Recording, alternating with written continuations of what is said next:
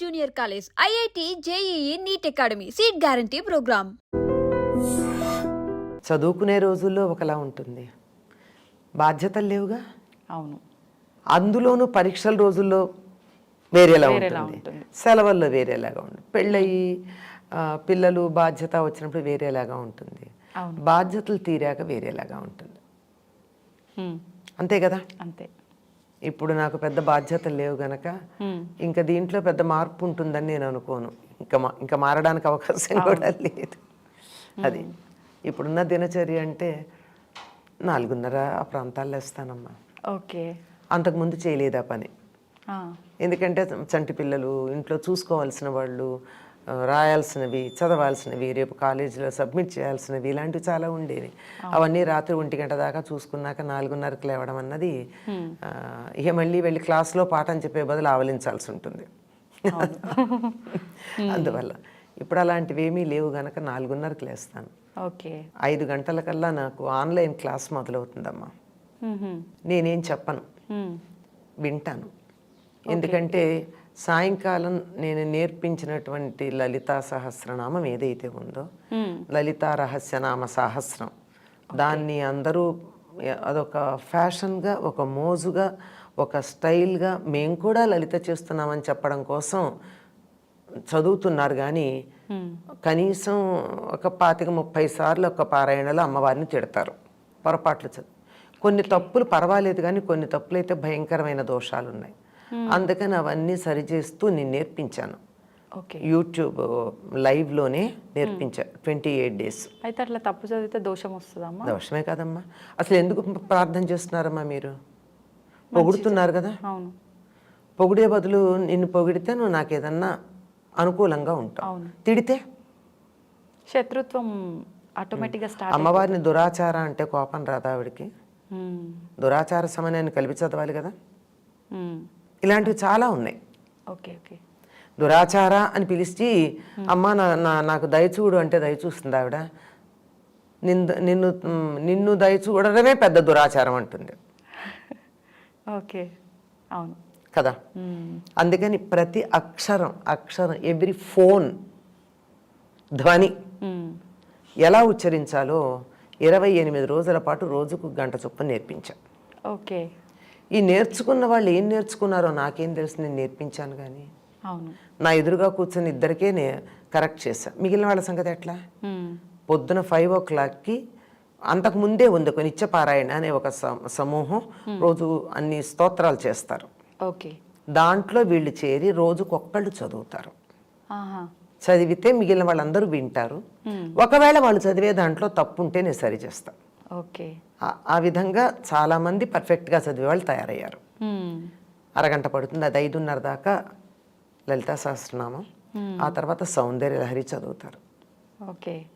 నేను వింటూ దేవుడి దగ్గర సర్దుకుంటూ ఒత్తులేసుకుని దీపానికి ఏర్పాటు చేసి అలంకారం చేసి ఇట్లాంటి పనులు చేసుకుంటూ వింటా. ఓకే. సరిగ్గా 6 గంటలకి 5:59 ఆపేస్తారంతా. ఆపేసి 6 గంటలకు అందరం కలిసి కూర్చొని ప్రార్థన చేసుకుంటాం ఆన్లైన్. ఓకే. 6:15కి అయిపోతుంది. 6:15 తర్వాత కొంచెం సేపు ఒక 15 minutes or 20 minutes మా గురువుగారి మార్గం ఏదైతే ఉందో, మా గురువుగారి మార్గం అయితే ఈ నిత్య జీవితంలో యోగాన్ని ఎలా అనుష్ఠానం చేయాలి, మన రొటీన్ ఎలా ఉండాలి, మన దినచర్య ఎట్లా ఉండాలి, మన ప్రవర్తన ఎట్లా ఉండాలి, ఓకే, ఐడియల్గా ఉండడానికి అవి చెప్పినవి ఉన్నాయి. అవి కాసేపు ప్రస్తావిస్తా. 6:30 అవుతుంది. ఇంకప్పుడు వాళ్ళు వేరే స్తోత్రాలు కొన్ని విష్ణు సహస్రనామం అని అదని ఇదని చాలా స్తోత్రాలు చదువుతారు అప్ టు 7 o'clock. ఓకే. అది వింటూ టీ పెట్టుకుంటా. 7 కల్లా అది అయిపోతుంది. టీ తాగుతూ ఒక్కసారి హెడ్లైన్స్ చూస్తారు. అంటే ప్రపంచం ఏమైందో తెలియాలి కదా, నేను కూడా ప్రపంచంలో ఒక భాగం. అందుకని 7:05 అయ్యేటప్పటికల్లా SVBC పెట్టుకుంటాం, రామాయణం చాలా శ్రద్ధగా వింటా. ఓకే. అవుతుంది. ఈ 8 తర్వాత నా మిగిలిన పూజ ఇత్యాదుల పనులు చాలా ఉంటాయి. 9-9:30 కల్లా పూజ వంట అన్నీ పూర్తయిపోతాయి. బయటికి ఏదన్నా వెళ్ళాలంటే 9:30కు భోజనం చేసేస్తా. లేదంటే కొంచెం సేపు ఆగి ఈ కాసేపట్లో నా మొక్కలను ఒకసారి పలకరించుకుని దానికి ఏమన్నా సంస్కరించాల్సి ఉంటే సంస్కరించి వాటికి సేవ చేయాల్సింది ఏమన్నా ఉంటే చేసుకుని 10-10:30 లోపల నాకు భోజనం. అంటే కొంచెం వేరియేషన్ ఇక్కడే నాకు. బయటికి వెళ్ళాలా ఇంట్లో ఉంటానా దాన్ని బట్టి 10:30 కల్లా నా పని అయిపోతుంది. 10:30 నుంచి 4 గంటల దాకా ఫ్రీ. అంటే బయట చదువుకోవడం, రాయడం, నేను ఆర్టికల్స్ రాసుకుంటాను కదా, అవి రాసుకోవడం కానీ మాట్లాడడం కానీ ఏదో వేరే పనులు ఎన్నో చాలా ఉంటాయి కదా, ఇవన్నీ చేసుకుని 4:30 కల్లా మళ్ళీ నేను జూమ్లో కూర్చుంటాను, రామాయణం చెప్తా. 4:30 నుంచి 5:15 కదా, 40 నిమిషాలు ఫ్రీ జూమ్. నేనేం పే చేయలేదు, ఫ్రీ జూమే వాడుకుంటాం. ఓకే, 40 నిమిషాలే కదా. 4:30 to 5:10. ఎప్పుడన్నా మళ్ళీ రీజాయిన్ అయ్యి ఇంకో 10 నిమిషాలు అంతే అయిపోయి మళ్ళీ కాస్త టీ తాగి 6 to 6:15 మా ప్రేయర్. ఓకే, అయ్యాక 6:30కి మళ్ళీ కూర్చుని కొంతకాలం సౌందర్యలహరి చెప్పాను, కొంతకాలం లలితా సహస్రనామం నేర్పించాను. ప్రస్తుతం కొంచెం ఇర్రెగ్యులర్గా ఉంది, ఎందుకంటే మా ఇల్లు ఇబ్బంది 4 రోడ్ల కూడల్లో ఉంటుంది, కార్నర్లో.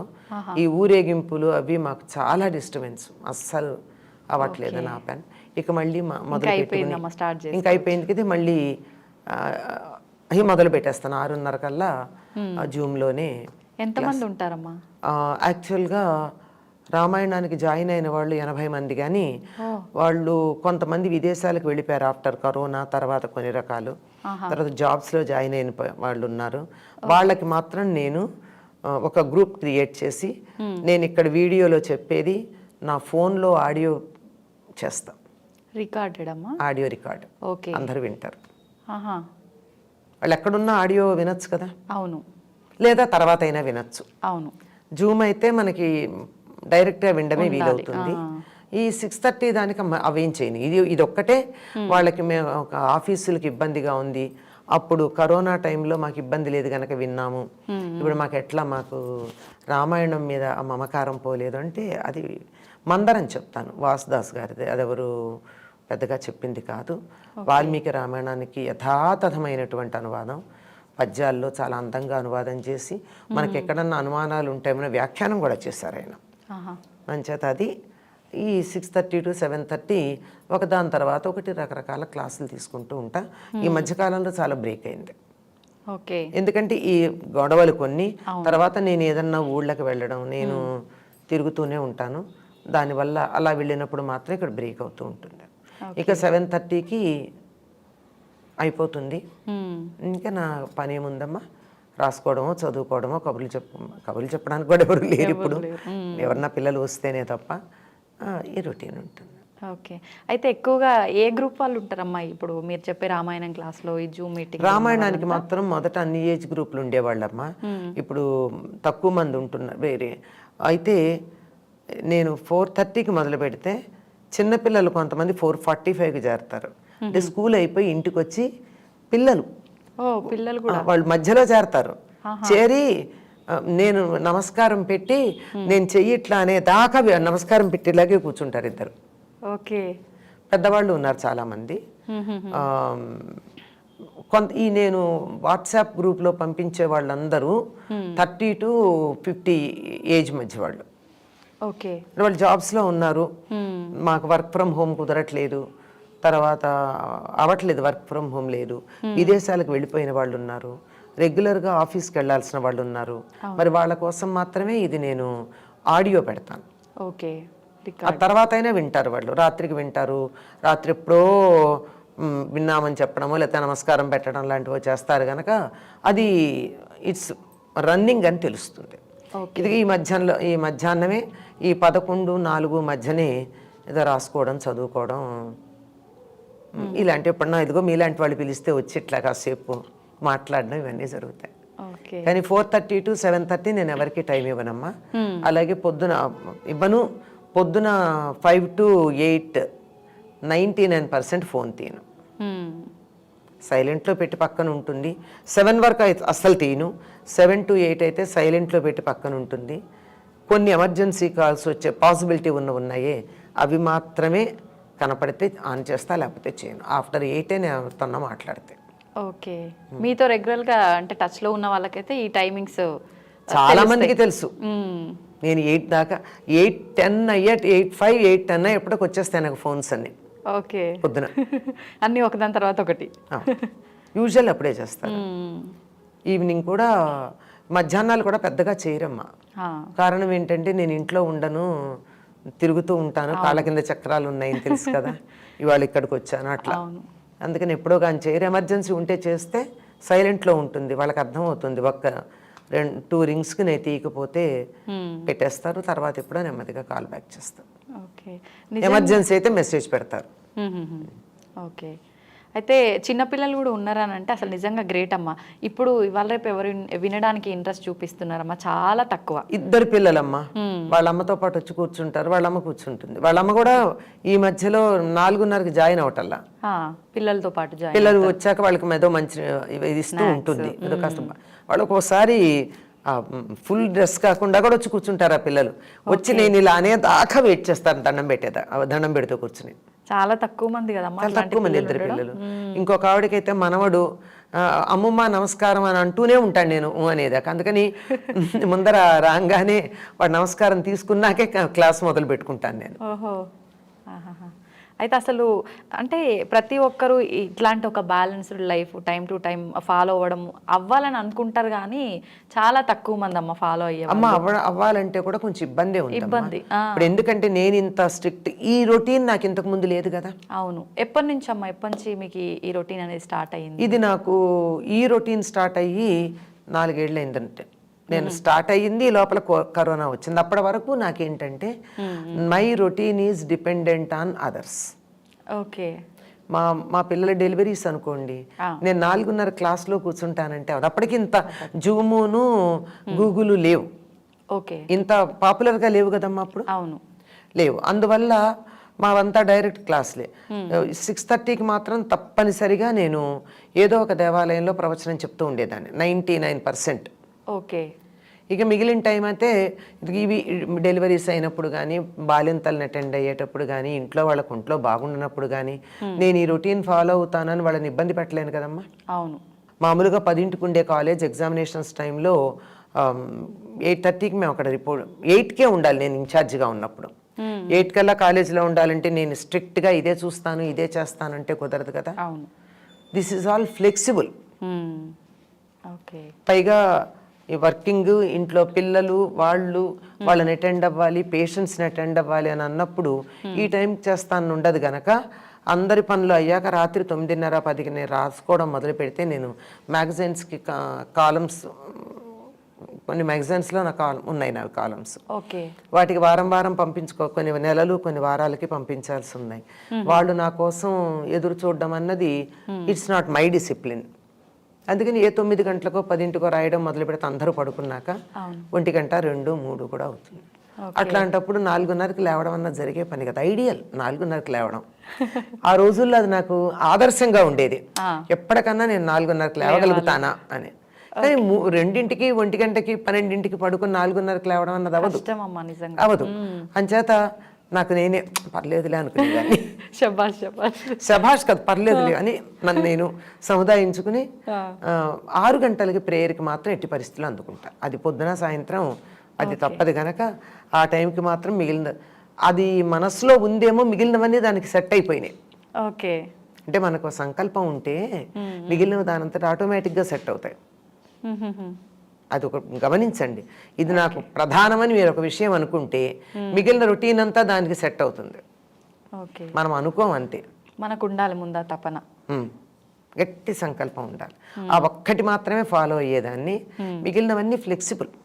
ఓకే, ఎందుకంటే I can't neglect my family members, my duty which is giving me daily bread. I can't neglect.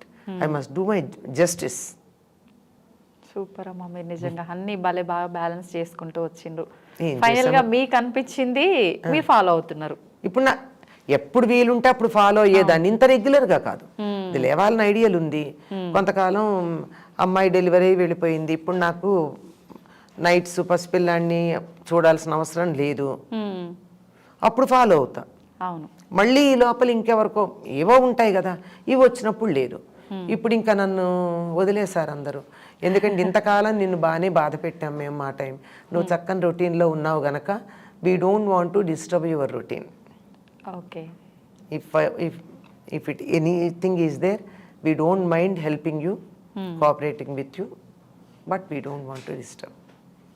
నిజంగా మంచి సపోర్ట్ అమ్మా. ఆ సపోర్ట్ ఉంది నాకు. ఏం చెప్తారమ్మా అసలు, అంటే మాలాంటి వాళ్ళకు మీరు? అమ్మా, ఇందాక ఒక మాట అన్నాను కదా, మీరు ఒకటి ప్రయారిటీ అనుకున్నప్పుడు దాని మీద ఫిక్స్ అయితే మిగిలిన రొటీన్ దాంతో సెట్ అవుతుందమ్మా. ఓకే. అంచేత మీకు ఏది ప్రయారిటీ అన్నది ఒకటి పెట్టుకోండి. నాకు ఉదయం సాయంత్రం 6 గంటలకి ప్రేయర్ ప్రయారిటీ అనుకున్నా అది 99% నాకు సాగింది. లిటిల్ వేరియేషన్ అంతే చెప్పండి. అవును. అందువల్ల మిగిలినవన్నీ కూడా నాకు ఫ్యామిలీకి ప్రయారిటీ ఇచ్చుకున్నా, జాబ్కి సెకండ్ ప్రయారిటీ ఇచ్చాను. బట్ సెకండ్ ప్రయారిటీ ఇచ్చానని చెప్పి నేను ఏనాడు ఒక్క చిన్న తక్కువ చేయలే, ఎక్కువే చేశాను. ఓకే. యాజ్ ఎ లెక్చరర్ పాఠాలు చెప్పడంతో పాటుగా in charge of NSS, in charge of cultural activities, in charge of examinations, కొన్ని అయితే కొన్ని సంవత్సరాలు 3 కలిసి, కొన్ని సంవత్సరాలు 2 డేస్ చొప్పున ఇవన్నీ చేశాం. అవి కూడా ఎక్కడా తక్కువేం లేదు. పిల్లలు always the management and students are all happy with it and with 100% results చేశాం. అక్కడ ఏమీ తక్కువ చేయలేదు. నా ఫ్యామిలీలో కూడా ఎవరు నేను తక్కువ చేశానని ఎవరైనా అనుకోవాలి, కావాలని అనుకుంటే అనుకోవాలి, కానీ ఫ్యామిలీ మెంబర్స్ ఎవరు తక్కువ చేసినట్టు అనుకోలే, including my mother in law అనుకోలేదు. నిజంగా అంటే అట్లా బ్యాలెన్స్ చేసుకోవడం కూడా కొంచెం కష్టపడాల్సి వచ్చింది. దానివల్ల ఏంటంటే నేను మిగిలిన పనులు కొన్ని చేసుకోవాలి. నేను జీవితంలో చేయాలనుకున్న పనులు కొన్ని అప్పుడు చేయలేకపోయాను. ఓకే. ఇప్పుడు నేను చేసుకుంటున్నాను అంతే. అంటే మీరన్నట్టు అప్పుడు చేయలేకపోయినా దాన్ని వదిలేయకుండా నేను చేయగలను అనే ఒక సంకల్పం పెట్టుకుంది. అప్పుడు కూడా పూర్తిగా మానేలేదమ్మా. అప్పుడు పూర్తిగా రాయలేకపోయినా ఏదో కొంచెం అప్పుడే చాలా పుస్తకాలు రాశాను. ఒక 10-15 పుస్తకాలు అప్పుడే వచ్చాయి. అంత ఒత్తిడిలోనే I did not stop writing and I did not stop speaking. అప్పటికింత ఎలక్ట్రానిక్ మీడియా లేదు, ఓన్లీ ప్రింట్ మీడియా. వాటిల్లో నేను చేయవలసినంత ఏమాత్రం తక్కువ లేకుండానే చేశాను.